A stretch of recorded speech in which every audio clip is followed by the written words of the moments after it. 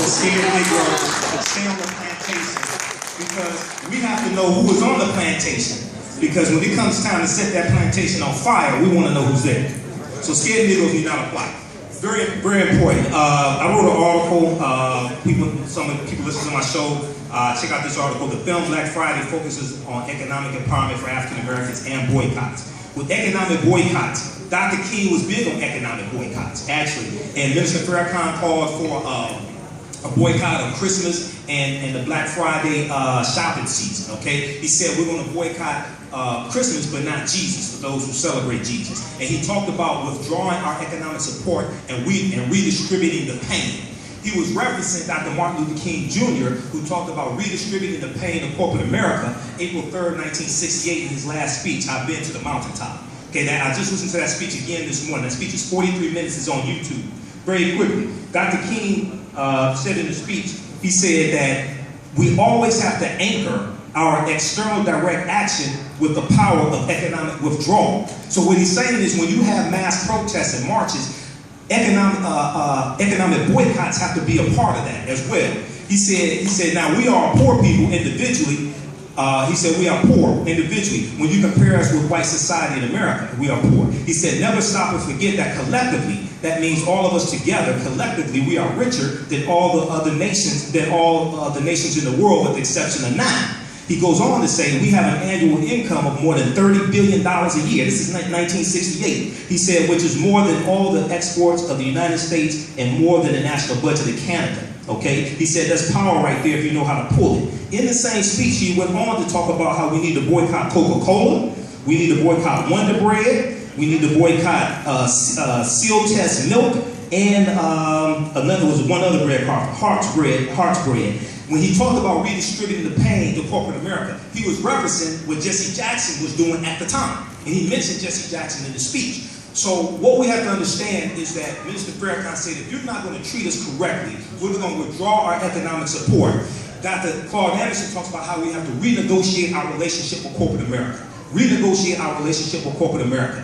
When you look at March 2015, Indiana Religious Freedom Law, signed into law by Governor Mike Pence, all hell broke loose when that happened. You had all these corporations, Angie's List, Apple, you had Salesforce.com, you had the state of Connecticut that banned business travel to the state of Indiana. You had the cities of San Francisco and the cities of Seattle, Washington that banned business travel to the state of Indiana. They all came out over this law. Nobody was shot. Nobody had been beaten on the side of the road, anything like this.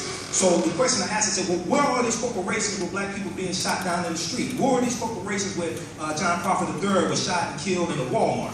And the police lied and said they told him 3 times to drop the gun or something like that. You see the video, they shot him on sight. What were these corporations where Tamir Rice was shot and killed within 1.8 seconds of the police car pulling up, okay? So you could come out for LGBT, but you can't come out for BLACK. So what Mr. Farrakhan and Dr. Paul Anderson are talking about is redistributing the pain of corporate America, redirecting also some of those dollars to our own African-American owned businesses, because those are the businesses that are most likely to employ our own people. And then once we redistribute the pain and get their attention, then we can renegotiate our relationship with corporate America.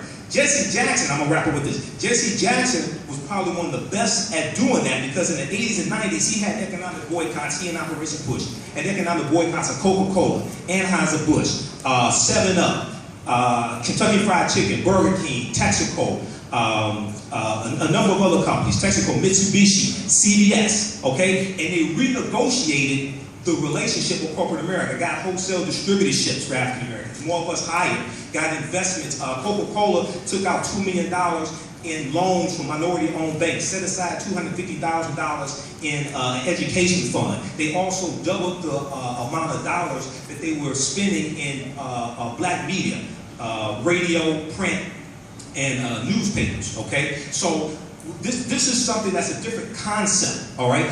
Dr. King is one of the most disrespected, misunderstood leaders we've had, okay? This brother was a strong proponent of economic empowerment, economic co-ops. He he connected our struggle in this country with the African liberation movement that was going on the continent of Africa as well. So he's more than just, I have a dream. It's disrespectful to try to limit this brother to this. So what's going on in Chicago right now, a lot of people, I had a Twitter battle this morning with Warren Ballantyne, one of my frat brothers, my man Warren, and I was tweeting about what's going on in Chicago in the economic protests and people going out shutting down Michigan Avenue, which is like part of the heart of the business district.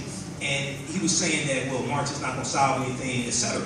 And what's going on is that these brothers, big black brothers, are standing in front of the doors of major department stores, major stores, not letting anybody in.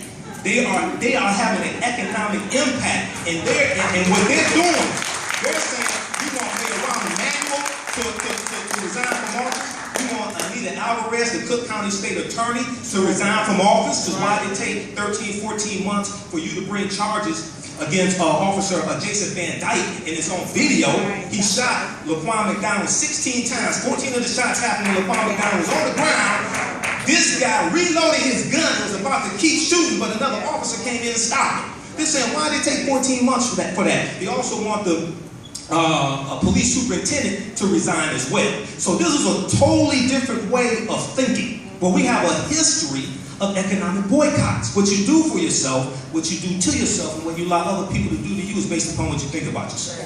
What you think about yourself is based upon what you've been taught about yourself. What you've been taught about yourself is based upon everything you've read, heard, and seen about yourself. So in a nutshell, that deals with economic empowerment and the boycotts. The boycott can't exist without the economic empowerment piece, which deals with redirecting some of those dollars to our own people and changing our relationship with corporate America. Okay? Be sure to come see me at the end. My table is over here as well. Thank you. All right, so we have run out of time for questions, but